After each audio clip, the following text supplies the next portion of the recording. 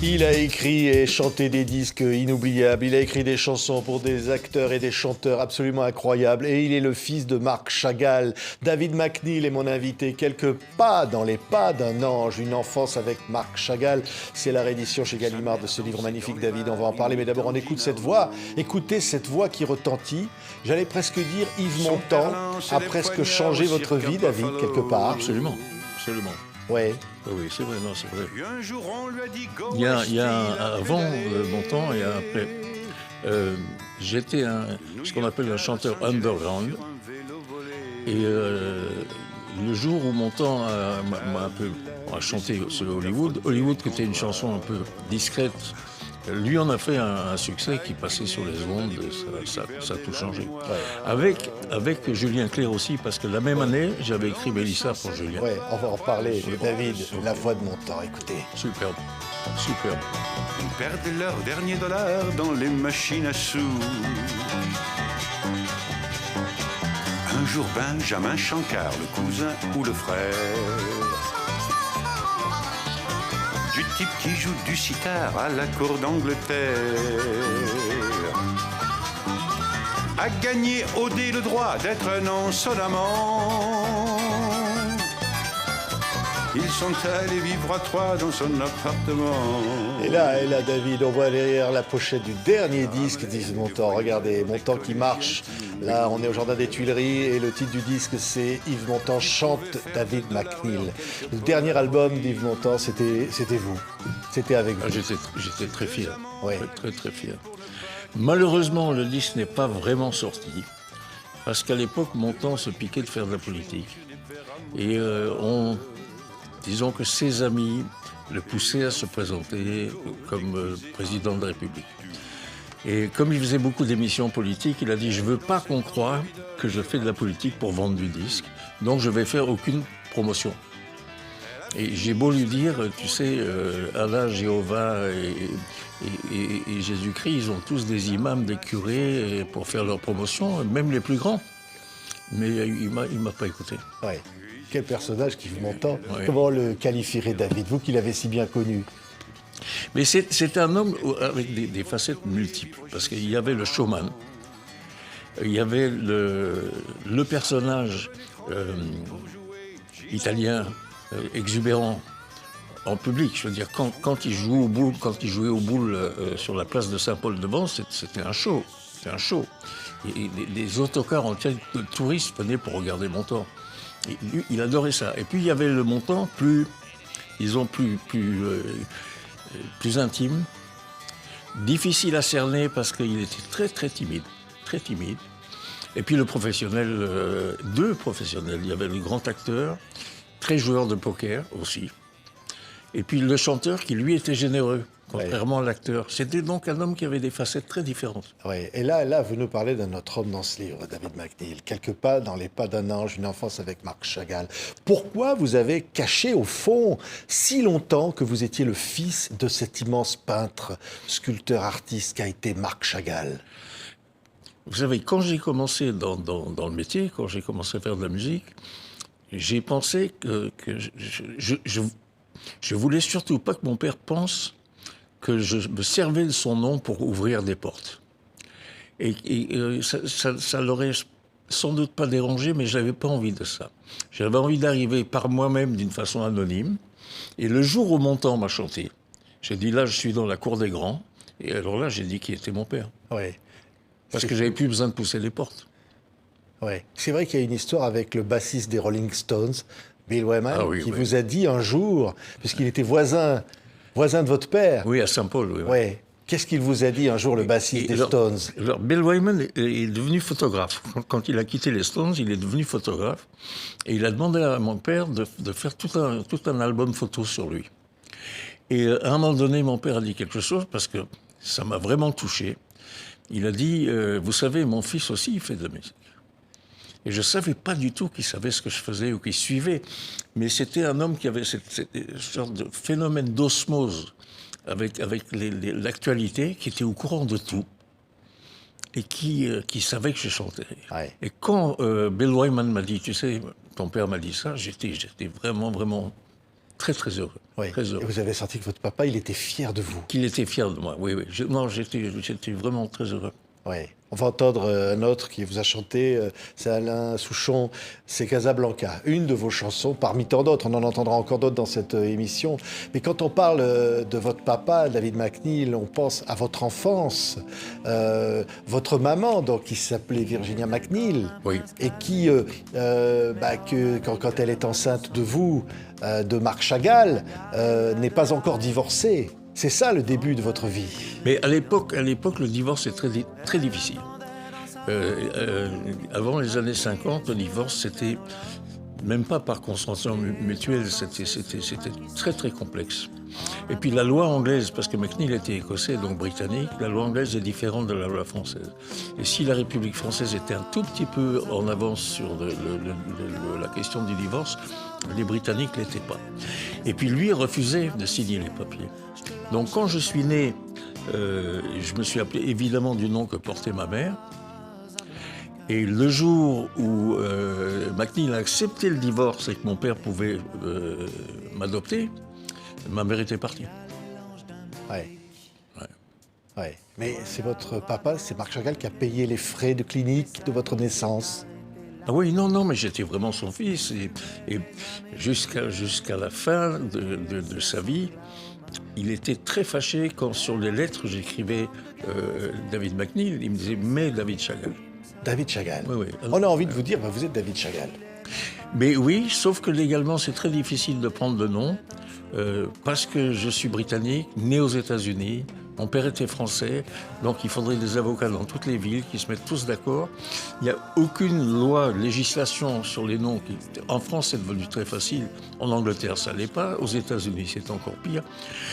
Et alors, je crois que c'est un tout petit peu tard. Par contre, si je sors le livre en version anglaise, ce que j'aimerais, je vais mettre David McNeil Chagall. Ouais, regardez, là, ça c'est la version française chez Gallimard, c'est très beau. On va écouter Alain Souchon, Casablanca, chanson de David McNeil.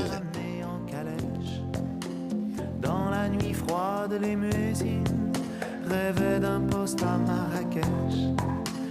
Les marins dans les ambulances. Ce qu'on se dit, c'est que oui, la musique, oui, le jazz, vous le découvrez très tôt, David McNeil. Le jazz, oui. Votre père n'était pas un féru de musique, alors qu'il a peint beaucoup de musiciens. Non, il écoutait de la musique toute la journée. Mais il écoutait surtout Mozart. Et il écoutait Schubert aussi. Non, il écoutait beaucoup de musique. Il peignait avec de la musique, tout le temps. Mais il ne connaissait pas, disons, la variété. Ça ne l'intéressait pas. Ouais. On voit là une peinture de Marc Chagall. Voilà. Ça, c'est des choses qui vous touchent, évidemment. C'est un savoir qu'il a peint ça. Ouais. Mais ce qui me touche surtout, c'était que ma belle-mère, qui voulait absolument pas entendre parler du fait qu'il ait eu quelqu'un d'autre avant elle, a toujours refusé qu'on expose des tableaux qui représentaient ma mère. Et il y a une dizaine d'années, c'est la première exposition à Aomori au Japon, où on a fait Chagall en Amérique. Et ça, c'était le tableau titre de l'émission. Donc ma mère était enfin reconnue comme ayant vécu 7 ans avec Chagall. Ouais. Pour entendre, tiens, vous l'avez dit, Mélissa, énorme succès de Julien Clerc. Vous écrivez pour Julien ce qui va rester un de ses plus grands succès sur scène et en disque, hein, Mélissa. Mélissa, vous savez que c'est une mélodie très difficile à mettre en parole parce qu'elle est assez hachurée. Et tous les auteurs qui travaillaient pour Julien à l'époque se sont désistés. Et moi, j'ai récupéré ça parce que j'étais nouveau dans la bande. Je veux dire, j'étais ni Dabadi, ni évidemment Rodagil, ni Plamondon. Et j'ai fait cette musique et je crois que la maison de disques ne voulait pas la mettre. Ah oui. Et puis, comme j'avais mis quand même 2 mois à bosser dessus, Julien a insisté en disant « mettez-la quand même parce que David mérite, il a vraiment bossé dessus ». Et c'est elle qui a, tout à coup, ça a commencé à marcher. Vraiment, c'est une musique qui est née dans la rue. Et un jour, je me baladais du côté de la Bastille et je rentre dans un café parce que j'ai oublié le code d'un ami pour donner un coup de téléphone. Il y avait encore des taxiphones. Et dans le jukebox, j'entends Mélissa. Première fois de ma vie que ça m'arrive. Et je m'approche du jukebox et je dis, c'est pas vrai. Et ça a commencé et c'est devenu une boule de neige. Et l'été suivant, ça a été la chanson de l'année. Et l'année d'après, il y avait 18 000 petites gamines qui s'appelaient Mélissa. Écoutez, Mélissa, David. Mélissa médisse d'Ibissa a toujours sa vertu. Dites jamais que je vous ai dit ça, ou Mélissa me tue. Et là, on se dit, c'est le fils de Marc Chagall qui écrit une musique comme ça, de variété, un succès de hit parade. Les deux vont... Vous êtes fou de photos, fou de peinture et aussi de cette musique populaire. J'aime la chanson, mais la chanson nous suit. Il y a cette merveilleuse chanson de Charles Trenet qui dit longtemps après que le poète a disparu. Ces chansons traînent encore dans la rue. Et c'est très vrai. La musique suit les gens.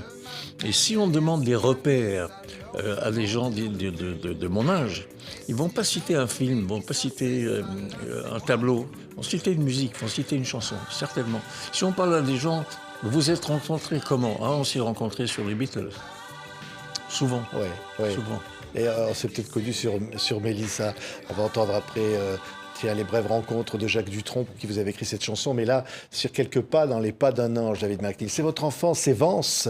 C'est des souvenirs incroyables avec votre père. Quel souvenir vous gardez le plus fort finalement de cette enfance? Le plus fort? Non, ils sont tous aussi forts parce que il y a des souvenirs, si vous voulez, qui sont des souvenirs d'enfants. Puis des souvenirs d'adolescent où c'est différent parce que je commence à comprendre aussi. Au début, je ne juge pas les tableaux, je trouve ça même mal foutu. Je trouve, quand j'ai 3 ou 4 ans, je trouve que je dessine mieux. Et jusqu'au jour où un copain de mon père vient à la maison, qui est Miro. Je crois que Miro vient et me regarde dessiner par-dessus mon épaule. Il dit, tu vois Marc, j'ai mis 70 ans à dessiner comme ça. Et là, je me suis dit... C'est vrai. Entendre ça de la part de Miro, c'est extraordinaire. De Miro, oui. Non, mais c'est vrai. Oui, il y avait des peintres qui venaient à la maison. Picasso, vous aviez... Picasso venait pas à la maison, ils étaient copains, sans être copains. Mais je veux dire, ils dînaient pas ensemble souvent. Miro, oui. Calder, il était très ami avec Miro, surtout Miro.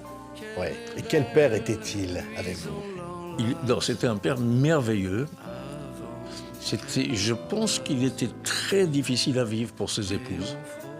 Mais souvent les génies sont des tyrans. Souvent. Il y a un livre qui est sorti sur Picasso et ses épouses. Et je crois qu'aujourd'hui, MeToo interdirait l'exposition, tellement il était épouvantable. Ouais, là, c'est les brèves rencontres chantées par Jacques Dutronc. Écoutez la voix de Dutronc, magnifique. Du monde s'en va un peu de ma vie. On entend bien, hein, David, le jazz. Le jazz, c'est ce que vous découvrez au pensionnat, c'est ce que vous découvrez dans votre adolescence. Et là, c'est Jacques. Jacques est un musicien formidable. Jacques est un grand guitariste et un musicien formidable. Mais figurez-vous, j'avais tout à fait oublié cette chanson, je suis content de l'entendre. Ouais, brève rencontre. Ouais, brève rencontre. Ouais. Ça vient comment l'inspiration? Ça dépend, ça peut venir par une image qu'on voit dans la rue, un couple ou quelqu'un qui traverse ou quelqu'un par la fenêtre. Pierre Barou, qui était mon premier producteur, a fait une chanson magnifique qui s'appelle D'une fille à sa fenêtre. Et à partir du fait d'avoir vu cette fille à sa fenêtre, il fait tout le film de la vie de la fille. Et comme ça, ça lui est venu. Moi, Mélissa, par exemple, m'est venue parce que j'allais aux Salines à Ibiza. C'est 7 kilomètres de plage nudiste, avec des seins et des fesses tous les mètres. Et personne ne me regarde. Et je rentre le soir vers 7 heures, je prends l'apéro sur ma terrasse, et à 100 mètres, il y a une petite maison, à 100 mètres, avec une salle de douche avec des perles, comme on trouve en Espagne. Et derrière, il y a une silhouette de fille qui prend sa douche. Et ça, c'est sexy. Pas les culs sur la plage. Oui. Ça vous a inspiré? Oui, ça m'a inspiré Mélissa. Mathé, ma métisse, bien sûr, parce que des filles à poil à Ibiza, il y en a partout. Mais derrière des perles à 100 mètres, ça c'est rare. Ouais. Tiens, il y a Paris, tiens, on va entendre la voix, Catherine Deneuve, qui... On ne peut pas dire qu'elle chante, parce c'est un Elle le texte, parle, elle le parle. Mais c'est magnifique. Mais Malcolm McLaren. la façon de parler, Oui. c'est Gainsbourg qui lui a un peu montré le chemin. Ouais. La voix de Catherine Deneuve, c'est aussi Paris, qui est une ville qui a beaucoup compté pour vous, vous qui êtes né à New York. Alors, je suis tout à fait parisien, tout à fait, vraiment. Ouais. Mais Catherine parle sur la chanson, et ce sont des paroles qui parlent d'un Paris un peu Robert Doisneau, un peu cliché. Ouais.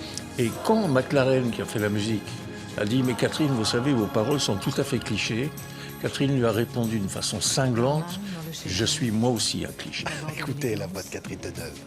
Un trait de Sacré-Cœur et de doigts de Doisneau, une Piaf, quelques moineaux et Joséphine Baker. Là, une dose de Prévert, et sans raton laveur, prenons un dernier verre, près du bateau Lavoir, une Simone de Beauvoir et 2 singes en hiver. C'est ça, Paris. Entendez le bateau Lavoir, Voilà, mais Joséphine Baker. c'est évidemment pas le Paris de McLaren.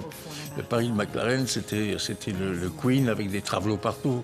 Et il s'attendait parce que à une époque, Catherine était l'idole des gays. On a même voulu appeler des lesbiennes américaines, on voulu appeler un magazine Deneuve. Et il a refusé, il dit non, moi je ne veux pas être représentatif de qui que ce soit, je veux m'adresser à tout le monde. Et moi j'ai écrit, justement parce que McLaren était un type un peu, il représentait les punks. Et moi je voulais parler du Paris avec le fameux ticket de métro dont on sent l'odeur quand on est loin, et un Paris désuet, totalement désuet. Je trouvais que c'était ça, l'amusant, c'était de faire tout à fait l'inverse de ce qu'il attendait. Ouais, quelque part, dans Les Pas d'un ange, une enfance avec Marc Chagall, David McNeil, très beau livre, hein, je le dis encore. Mais c'est vrai que votre père, est-ce qu'on sentait aussi ce qu'il y avait au fond, au cœur de sa peinture, c'est-à-dire cette enfance tragique, ce destin du peuple juif aussi, l'influence de ce qu'a pu être comme ça, cet instinct de survie? C'est un homme qui a vécu 2 guerres mondiales. Dans son enfance, il y avait des pogroms. Il a connu 2 guerres mondiales, une révolution, peut-être la plus grande de toute l'histoire de l'humanité. Et il a traversé tout ça avec une sorte de sérénité, grâce à son art. Et je ne dirais pas qu'il se réfugiait dans une poésie, mais cette poésie l'a porté pendant tous ces moments douloureux. Puis il a perdu sa première femme, qui était une dramatique, pour lui, dramatique. Et il a survécu à ça en la peignant, c'est-à-dire en la sublimant. Et c'était sa façon voilà. Si on voit un tableau comme le cirque, imaginez-vous qu'il a connu des pogroms à côté du cirque de Vitebsk, dans sa ville natale, et qu'il a réussi à s'en sortir quand un des Cosaques lui a demandé « Est-ce que tu es juif ?» Il a dit « Non, non ». Et toute sa vie, il a eu honte de dire que j'ai dit « Non, j'ai renié mon peuple ». Il a eu honte de ça, mais il a sauvé sa vie en disant « Non, non ». Ouais. Mais c'est là parce qu'on croirait voir quelque chose de joyeux, de poétique, d'enfant. C'est joyeux, c'est joyeux. Oui. Le cirque... Tous les dimanches, il m'amenait au cirque. Ça, c'est Medrano, qui n'existe plus, qui était à Pigalle. On allait tous les dimanches à Medrano. Et c'est son univers. Il y a plusieurs univers chez lui. Il y a l'univers, évidemment, russe. Donc, les maisons en bois, les isbas, les vieux rabbins, les musiciens. Il y a le cirque, très important. Les amoureux, très important aussi. Et puis, il y a, voilà, Paris. Et il y a toujours une tour Eiffel. Regardez, ça c'est un tableau de l'amoureux de Paris. Comment voulez-vous que je ne sois pas parisien quand on voit un tableau comme ça? Ouais. Ça, c'est mon Paris. Ouais. Et c'est devenu aujourd'hui, et ça l'était déjà, un des plus grands peintres de l'histoire de la peinture, mythique, mondial. Au fond, vous dites, c'était ça qu'il aurait voulu. Alors, il était conscient de son talent, mais pas de son génie. Il disait, je sais que j'ai du talent, Mais j'ai pas le génie de... Et il citait des peintres comme le Titien, ou des gens comme ça. Et certains de ces tableaux, franchement, sont... Bon, le talent y est évidemment, mais il y a un génie certain. Ouais. Oui, c'est vrai. Vraiment. Ouais. Et vous vous dites, vous, David, aujourd'hui, faire vivre ce qu'a été votre père, quelque part, vous en êtes au fond l'héritier de cette œuvre immense. Alors, je suis l'héritier de cette œuvre immense avec les enfants de sa fille Ida, ma demi-sœur, dont Mérette qui s'occupe de la Fondation Chagall, du comité Chagall, et qui s'occupe de faire des expositions Chagall à travers le monde. Et elle fait un boulot absolument dingue que moi, je serais incapable de faire. Incapable. Et je la salue parce que je sais que sa sœur regarde TV5 Monde parce qu'elle habite New York. Je salue mes neveux qui perpétuent vraiment la mémoire de leur grand-père. Oui. On va entendre une chanson qui s'appelle « L'assassinat », David McNeil. C'est une de vos chansons. Et ça, là, on a la partie où c'est vous qui chantez.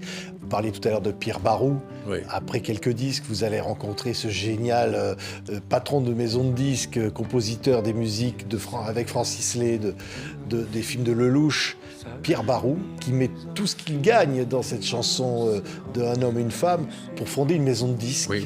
Et vous allez vous mettre... Il va éditer vos disques, l'édition Sarava.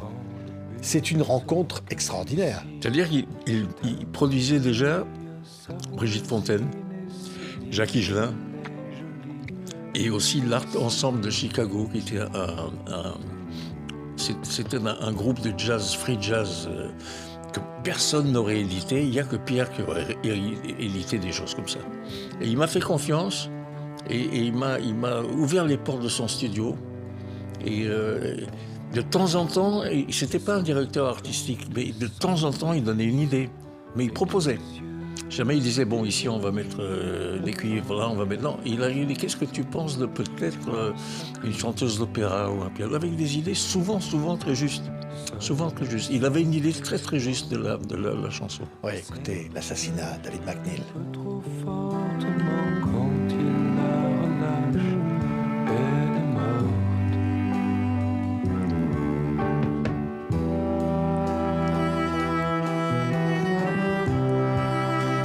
On trouve chez vous, évidemment, l'influence, ça peut être Dylan aux États-Unis, de ce qu'avait pu être finalement toute une musique qui bougeait à ce moment-là, après Woodstock.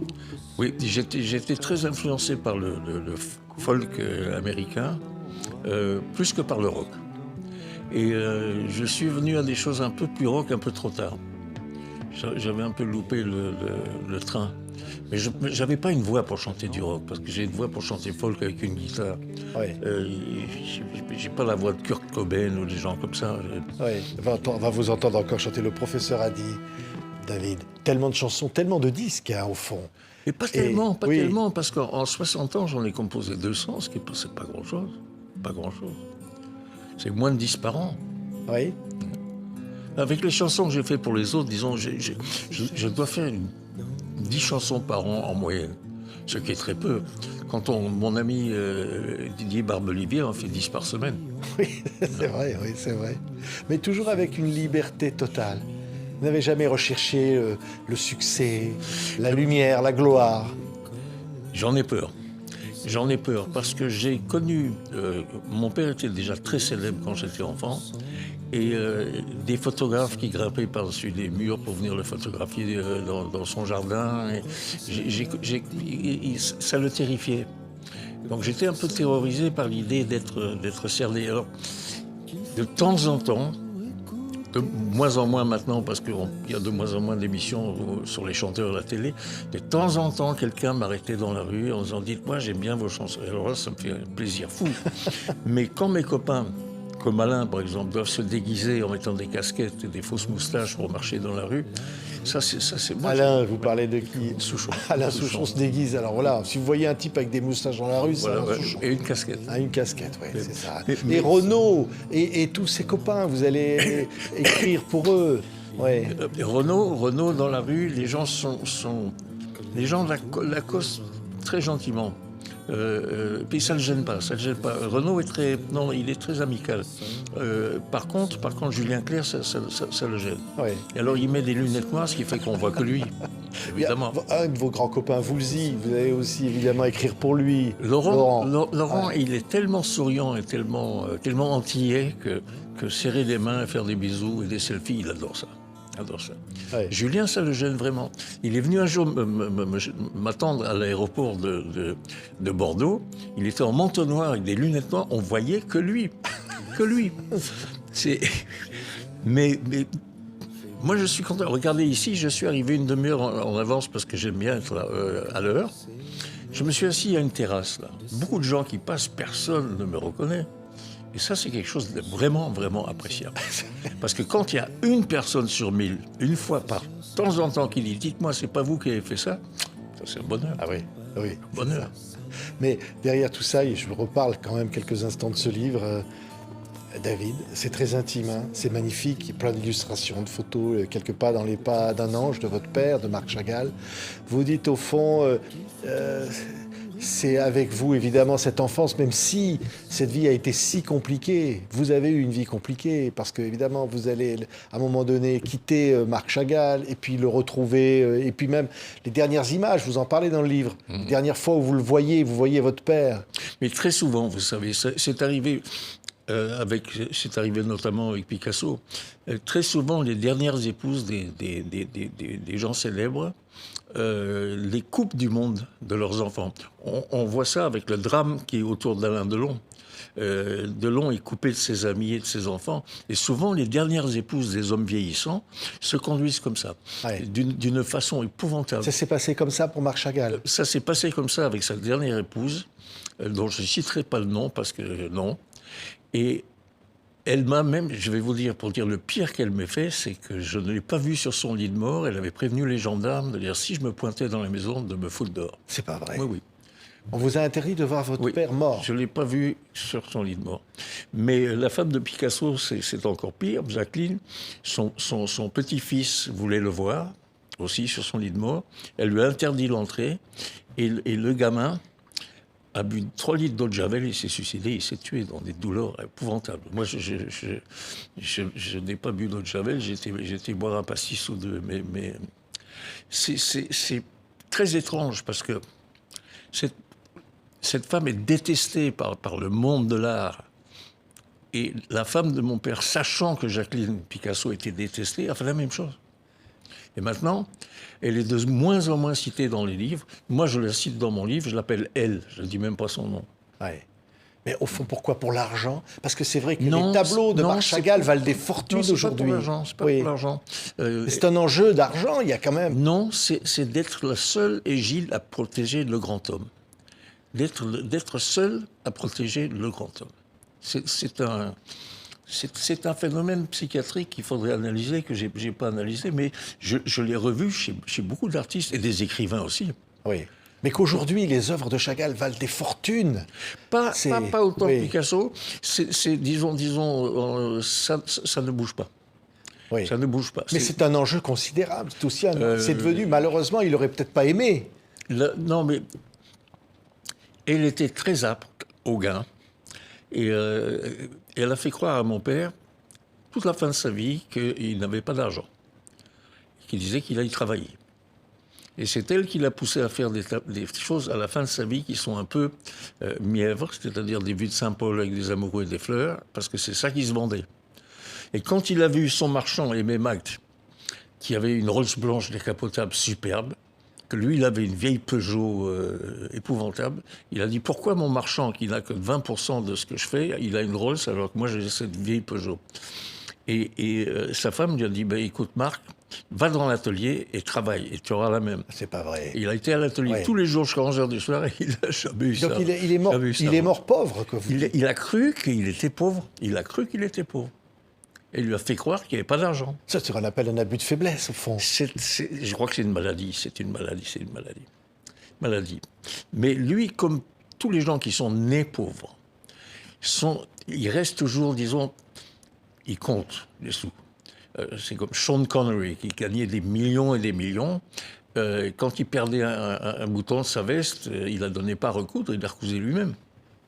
Et il aurait pu demander... 100 000 filles auraient recousu les boutons de Sean Connery. Ouais. C'est resté parce que C'est de son enfance, au son fond. enfance, Oui.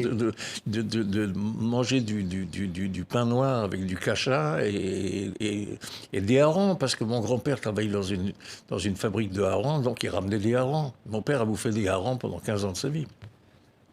Ouais. La dernière image que vous avez de votre père, le dernier souvenir. Alors, le dernier souvenir que j'ai, la dernière image, c'est un peu triste.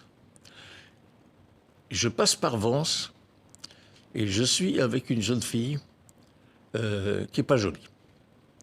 Et j'ai pas envie que mon père croie que je suis en voiture avec une fille pas jolie.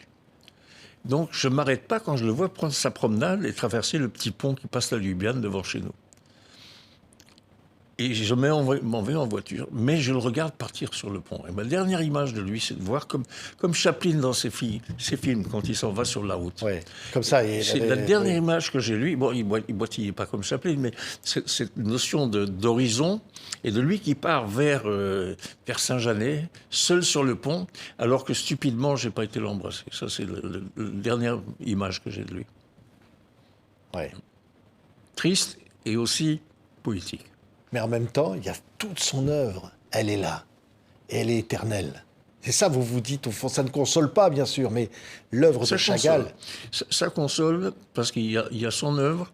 Il a écrit beaucoup de poèmes. Et il est... Vous savez, les artistes comme Chagall, qui ont fait des œuvres aussi protéiformes, ils restent vraiment vivants. Bien après, comme la chanson de Trenet, longtemps après que les poètes aient disparu. Alors le poète a disparu, mais les images de Chagall restent, et à travers lui, l'homme. Ouais. L'homme. Un homme universel, au fond, un homme qui a un message universel. Un message universel. Oui, et ce message-là, c'est quoi? C'est un message de paix. Alors oui, un message de paix. Par exemple, il a peint... il a été un des premiers à peindre des crucifixes. À part Rouault, mais Rouault était catholique. Mon père était juif, mais il a été le premier à symboliser le martyre du peuple juif par le crucifix. Et il a été par là amené à faire des vitraux pour la cathédrale de Reims et de Metz qui avaient été détruits pendant la guerre, en même temps qu'il a fait pour Hadassah, Jérusalem, des choses bibliques. Mais il a fait beaucoup de choses pour... il était œcuménique. Totalement. En fait, c'est un homme qui avait les bras ouverts sur le monde. Ouais. Vraiment. Et du monde entier, aujourd'hui, on vient pour voir le plafond de l'Opéra Garnier, de l'Opéra de Paris. Oui. L'œuvre extraordinaire de Marc Chagall. Personne ne peut aller à l'opéra avant de voir un spectacle sans avoir levé les yeux et regardé, admiré. Ça, c'est quand même extraordinaire. Ça fâcherait beaucoup l'architecte, parce que Garnier avait demandé à Leneveu, qui était un sous de la Croix, de faire un truc terne pour qu'on regarde les dorures, ces dorures. Et maintenant, les gens ne regardent plus les dorures, ils regardent le plafond. Ouais. Ça l'aurait fâché, Garnier. Il regarde l'œuvre de votre père. Mais oui, ils ne regardent pas les dorures, Ouais. ils s'en foutent. Merci David. Mais c'était un bonheur. Quelques pas dans les pas d'un ange, j'ai publié donc chez Gallimard. Une enfance avec Marc Chagall et puis votre musique. On se reverra peut-être un prochain album de duo avec des artistes, avec Renaud, avec Robert Charlebois qu'on salue. Tous mes amis. Voilà, Tous mes amis. tous vos amis. Et on se quitte avec votre version d'Hollywood. C'est David McNeil qui chante ce morceau qui a fait le tour du monde. Merci David. Merci à vous. Merci. En 2 mois, on jouait tout Gershwin sur des verres à moutarde. On a fait du music hall déguisé en hindou.